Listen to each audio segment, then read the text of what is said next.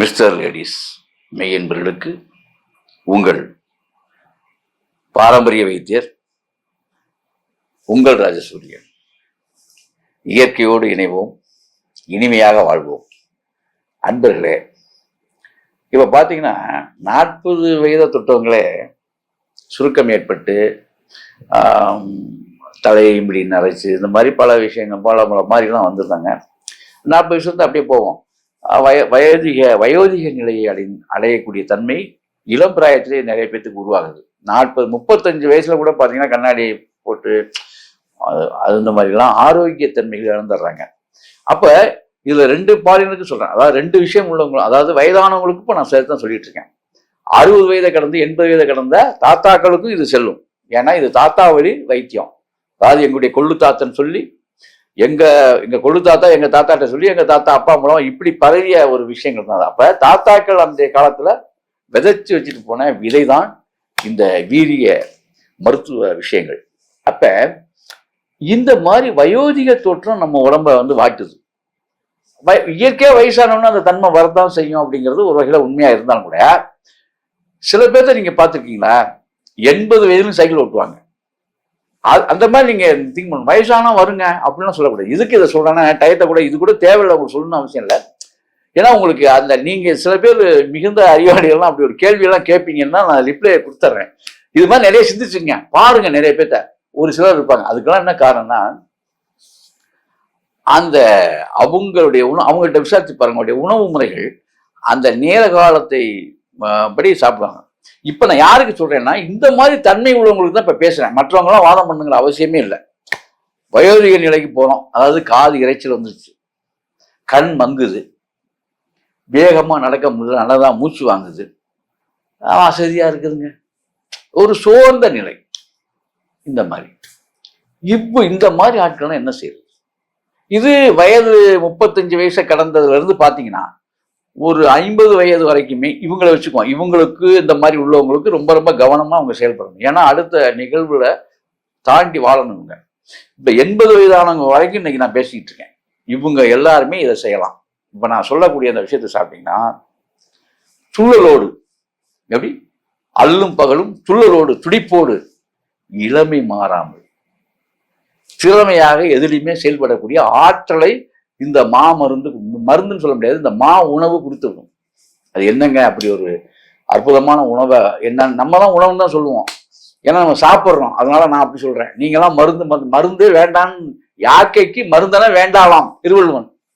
யாக்கை என்றால் உடல், மருந்தெல்லாம் வேண்டாவாம் யாக்கைக்கு ஐயா சொன்னார். இதை நீங்க குரல்ல போய் பாருங்க, இருக்கா இல்லையா, நான் போய்லாம் சொல்ல. அப்ப ஐயாவே சொல்றாரு அதுக்கு, அதாவது முன் உண்டது களைஞ்சு நம்முடைய குடலை விட்டு வெளியே போயிருச்சா, முதல்ல சாப்பிட்டீங்களே அது உணவு செரிமானம் ஆயிருச்சா, உடம்பு கேட்குதா சாப்பாடுன்னு தெரிஞ்சுக்கிட்டு நீங்க சாப்பிடணும். அவனுக்கு என்னைக்குமே மருந்து தேவைப்படாதுன்னு திருவள்ளுவர் சொல்றாரு. எவ்வளவு பாருங்க அற்புதமான விஷயம். இதெல்லாம் நம்ம ஃபாலோ பண்றதே கிடையாது. மணி 12 ஆச்சான்னு தான் பார்ப்பீங்களா ஒழிய காலையில் சாப்பிட்டது நமக்கு செரிச்சு நம்முடைய உடம்பு இப்ப சாப்பாடு கேட்குதான்னு யாரும் பார்ப்பதில்லை. ஆக பசித்த பின் புசி. ஆமா, இதை கொஞ்சம் ஃபாலோ பண்ணிங்க. ரைட், இப்ப விஷயத்துக்கு வந்துடுறேன். இப்ப இந்த வயோதிக நிலை அடையாமல் நரை திரை மூப்பு பிணி சாக்காடு இந்த விஷயங்கள்ல மாறுபடுறது, இது சித்தர்கள் நமக்கு அள்ளி வழங்கிய ஒரு அற்புத பொக்கிஷத்தை தான் இப்ப உங்களுக்கு அது எவ்வளவோ அள்ளி வழங்கின ஒரு விஷயத்த சொல்ல போறேன். சரியா? அந்த ஒரு விஷயத்த சரியா நீங்க ஃபாலோ பண்ணால சிறப்படைவீர்கள். அதை ஒரு 48 நாள்லயே உங்களுக்கு தெரியும். ஒரு மண்டலம் தான் நான் சொன்ன மாதிரி சரியா பண்ணீங்கன்னா போதும். வேற ஒண்ணும் இல்லைங்க. சாமை அரிசின்னு ஒரு அரிசி இருக்கு. நீங்கள்லாம் ஏதோ பேசியிருக்கீங்க, பழுப்பு அரிசி, அந்த அரிசி, இந்த அரிசி, வீரவாளி, என்னென்னமோ பேசுறாங்க. இப்ப ரகசிய கட்டை நான் அவுக்குறேன் உங்கள்கிட்ட. எப்படி நான் பேசுறது பூராமே சித்தா ரகசிய கட்டு, இதை அவுத்துறோம். இப்ப சாமை, இந்த ஓட்ஸு, இந்த விஷயங்கள்லாம் நீங்க காலையில அந்த கஞ்சி சாப்பிட்டேன், ராகி கஞ்சி சாப்பிட்டேன். ஏன்னா ராகி நம்ம நாட்டுடைய உணவு தான். ராகி உடல் உஷ்ணத்தை அதிகரிக்க செய்யும். சில உபாதைகளும் அதன் மூலமா இருக்குங்கிறதையும் நீங்க புரிஞ்சுக்கணும். அதை பற்றியெல்லாம் இப்போ நான் பேச வரல, ஏன்னா நம்ம கண்டென்ட் நிறைய இருக்கு. இந்த ராகி, ஓட்ஸ், இந்த விஷயங்களை காட்டிலும் சிறப்புக்குரியது என்ன அப்படின்னா சாமை. சாமையை வாங்கி வேற ஒன்றும் இல்லை, சாமை அரிசி வாங்குங்க. ஒரு ஆளுக்கு 200 கிராம் போதும். அதே நீங்க அது நல்லா சாப்பிடலாம், வயிறார சாப்பிடுங்க. காலையில கஞ்சி வச்சு அப்படியே வேக விட்டு கஞ்சி வச்சு அது அந்த சீரகம் மட்டும் லேசா போட்டுக்கிட்டு ஒரு 10 மிளகு 10 மிளகு இருந்தா பங்காளி வீட்டில் போய் சாப்பிடலாம்னு பழமொழி. 10 மிளகு அதெல்லாம் இப்ப சொல்ல முடியாது, ரகசியம் அப்புறம் கேட்டு தெரிஞ்சுங்க. 10 மிளகு, கொஞ்சம் சீரகம், 2 வெள்ளை பூண்டு, 2 பல்லு வெள்ளை பூண்டு, எல்லாத்தையும் ஒன்னா தட்டி அந்த கஞ்சியில போட்டுருங்க. அப்படியே வேக விடுங்க. அங்க எண்ணெய்க்கே வேலை இல்லை. என்னைக்குமே நல்ல உணவில் எண்ணெய்க்கு வேலை இல்லை. ஆமா, அதை போட்டு நல்லா காய்ச்சிருங்க. காலையில சும்மா அடிங்க. 2 சொம்பு கூட சாப்பிடுங்க, 2 லிட்டர் கூட சாப்பிடணும். அந்த 200 கிராம் அரிசி ஒரு ஆளுக்கு சொல்றேன். உங்க வீட்டுல 5 பேர் இருந்தாங்கன்னா பாத்துங்க, 1 கிலோ போடுங்க. சாமை அரிசி காலையில் சாமை கஞ்சி. இதெல்லாம் ரொம்ப பேர் சொல்லுவாங்க, சாமத்தில் சாமை கஞ்சி சாப்பிடக்கூடாது. சாமத்தில் சாமை கஞ்சி சாப்பிட்டால் ஆமையின் வாழ்க்கையில் அரை வாழ்க்கையில் வாழ்க்கை முடிந்து விடும் சொல்லி ஒரு பழமொழி. சாம கஞ்சியை இரவில் சாப்பிடக்கூடாது, காலையில் பொழுது இருட்டுறதுக்குள்ள சாப்பிட்டு முடிச்சிடணும். இதெல்லாம் ஒரு விகிதாச்சார முறைகள், சித்தாவளியில உள்ள விஷயங்கள். அப்ப இந்த சாமச்சோறு சாமக்கஞ்சி கஞ்சியா வச்சுதான் குடிக்கணும். நீங்க அதுக்கு உடனே பொரியல் அவியெல்லாம் தேடிக்கிட்டு சில இடத்துல சொன்னாங்க, சார் இதை சாமச்சோறு ஆக்கி இந்த குழம்பு வச்சு அப்படி, தயவு செய்து அதெல்லாம் நான் சொன்னதை மட்டும் ஃபாலோ பண்ணுங்க. சாம கஞ்சிங்க காலையில் நான் சொன்ன மாதிரி சாம கஞ்சி.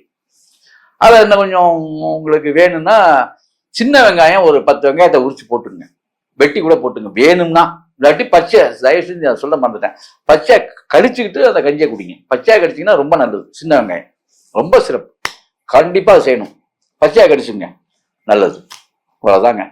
காலையில மதியம் நீங்க சாப்பிட்ற உணவு 2 ஸ்பூன் சுக்குத்தூள், 2 ஸ்பூன் சுக்குத்தூள், வேற ஒண்ணுமே வேண்டாம்.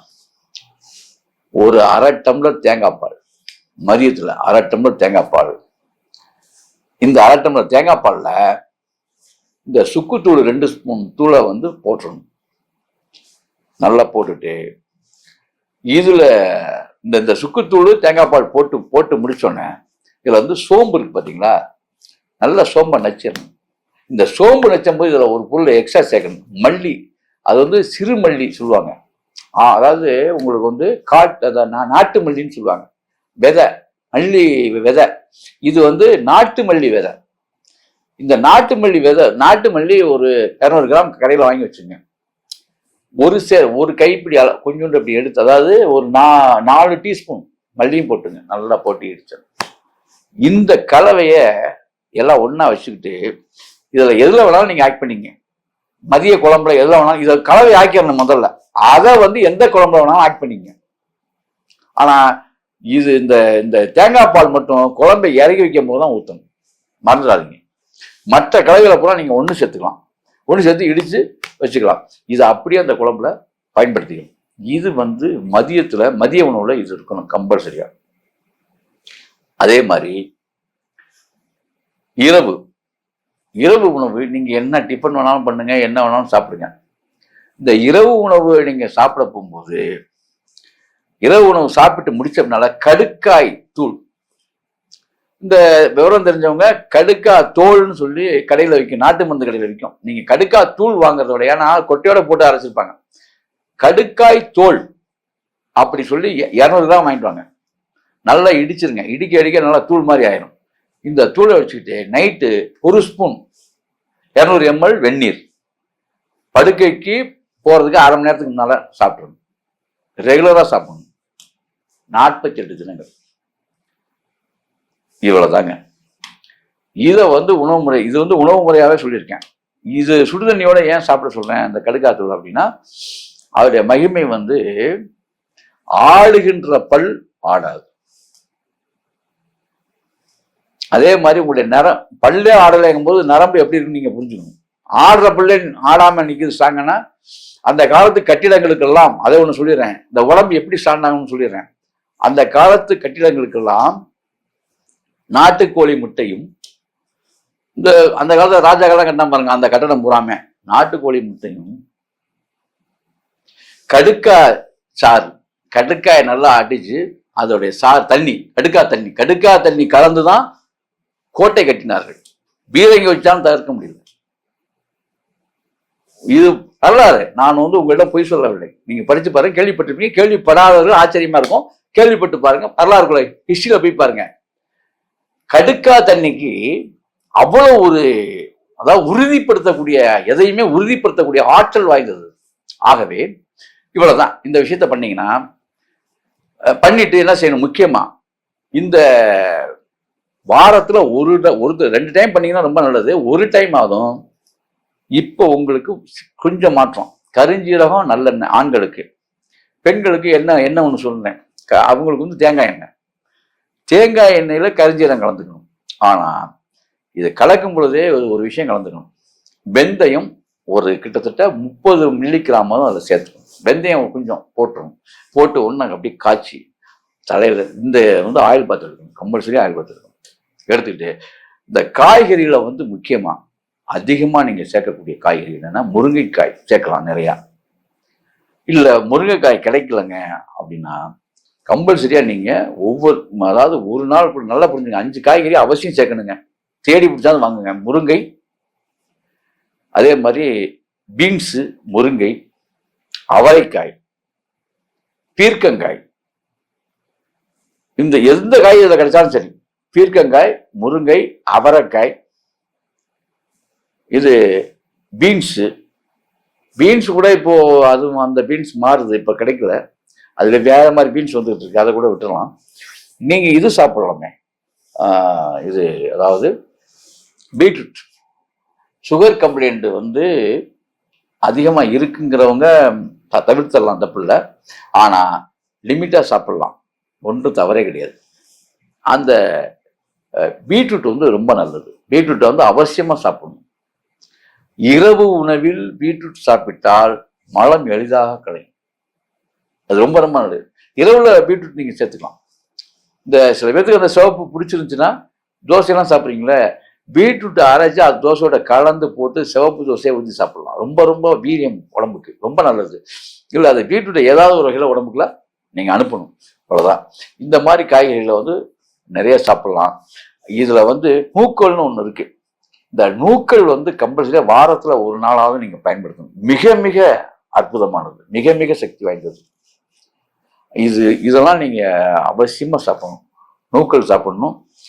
அதே மாதிரி அதிகமா அதுல சேர்த்துக்கக்கூடியது ஒரு விஷயம், தன்மை, நீர்த்தன்மை உள்ள காய்கறிகளும் சேர்த்துக்கலாம். அதுல வெண்பூசணி மிக முக்கியமானது. வாரத்துல ஒரு டைம் வெண்பூசணி சேர்த்தணும். வெண்பூசணியை நீங்க அதிகரிக்க இளமை கூடும். மறந்துடாதீங்க, இளமை கூடும். ஆண் பெண் இருபாலரோ 80 வயது வரைக்கும் நான் சொல்லியிருக்கேன். இப்ப இவ்வளவுதாங்க. இந்த விஷயத்த நீங்க கை கொண்டு வந்தீங்கன்னா, இதுல எந்த எண்ணெய் அதிகமா சேர்க்கணும்னா, முடிஞ்ச வரைக்கும் நல்லெண்ணெய் தாளிக்கிறதுக்கு பயன்படுத்துங்க. கடலை எண்ணெய் கண்டிப்பாக சேர்க்கணும். சுத்தமான கடலை எண்ணெயை உணவில் கண்டிப்பா சேர்க்கணும். ரொம்ப பேர் கூடாதும்பாங்க. கடலை எண்ணெய் சேர்த்தீங்கன்னா முக வசீகரம் நன்றாக ஏற்படும். ரொம்ப அற்புதமா இருக்கும். இதெல்லாம் அது மட்டும் இல்லை, ஆண்மை பெருக்கமும் பெண்மை பெருக்கமும் அதிகமாகும் கடலை எண்ணெய்க்கு. மறந்துடாதீங்க. இது நான் சொல்றது பூராமே செக்கில் கண்பார்க்க சுத்தமான எண்ணெய்க்கு தான் நம்மளும் சொல்லிட்டு இருக்கேன். ஆக இப்படி செய்து பாருங்கள். அதிகமா இந்த இவங்க என்ன செய்யணும், இதுல ஒரு சின்ன விஷயத்த மட்டும் சொல்லிடுறேன். நீங்க எந்த காரணம் பண்ணிட்டும் சோப்பு, ஷாம்பு யூஸ் பண்ணக்கூடாது. சீயக்காய், கடலை மாவு என்னங்க மேல போடுறதுக்கும் இதுக்கு என்னங்க இருக்கு? சத்தியமா இருக்கு. எப்படி இருக்கு அப்படின்னா, தோல்ல உள்ள விஷயங்கள் இருக்கு பாருங்க, தோல் நிலைமைகள் இருக்குல்ல, இந்த தோளுடைய தன்மை, இந்த தோல்ல இருக்க 1000 கண்கள் உள்ளது. ஏன்னா கோட்டை உடம்புன்னே சொல்லுவாங்க. இது அடைப்பு ஏற்பட்டு உங்களுடைய ஆரோக்கியத்தை கெடுக்குது. ஆகவே இயற்கையோடு கொஞ்ச நாளைக்கு வாழுங்க. 48 நாள் மட்டும் அது மாதிரி இருந்து பாருங்க. எப்பொழுதுமே நீங்க அப்போ வாசம்லாம் வராது. வாசம் வர வேண்டும் என்று நீங்க நினைக்காதீர்கள். உடலிலே வாசம் வரது நிறைய இருக்கு. நீங்க நாட்டு மருந்துகளிலே குளியல் பவுடர்னு விற்கிது. வெட்டி வேர்கள்லாம் போட்டு இடிச்சு வச்சிருக்காங்க. அதை கூட வாங்கி தலைக்கு தேய்ச்சிங்க, நல்லா வாசம் கமகமன்னு இருக்கும். ஒன்றும் பிரச்சனை கிடையாது. வெட்டி வேர் வாங்கி அதோட கஸ்தூரி மஞ்சள் அதெல்லாம் சேர்த்து போட்டு அரைச்சு அதெல்லாம் பண்ணிக்கலாம். அதை ஒரு கண்டென்ட்டை நான் போடுறேன். இப்ப நான் என்ன சொல்ல வரேன்னா, இந்த மாதிரி நீங்க ஒரு 48 நாள் மட்டும் சோப்பு யூஸ் பண்ண, முக்கியமான விஷயம், சோப்பு யூஸ் பண்ணக்கூடாது, ஷாம்பு யூஸ் பண்ணக்கூடாது. சீயக்காய் நல்லா போடலாம், தப்பே கிடையாது.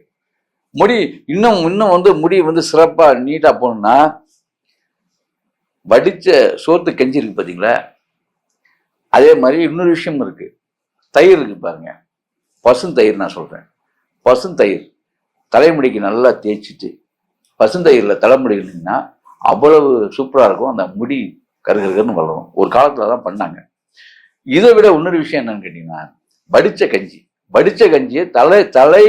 பெண்கள் தலைமுழுக வடிச்ச கஞ்சியில் தான் நம்முடைய தமிழர்கள் ஆதி காலத்துல இருந்து பண்ணிட்டு இருந்தாங்க. உண்மை. சோறு வடிச்ச கஞ்சி ரொம்ப ரொம்ப உரம், அதெல்லாம் சிறப்பா இருக்கும். அதோட நீங்க சேர்த்துக்கலாம். ஆகவே அன்பர்களே, இப்படி நீங்க செயல்பட்டு வாங்க. கண்டிப்பாக முதுமை சென்று இளமை கூடி இன்பமாக இனிமையாக வாழ்க்கை உயரும் என்பதை சொல்லி விடைபெறுகிறேன். அற்புதம், ஆனந்தம்.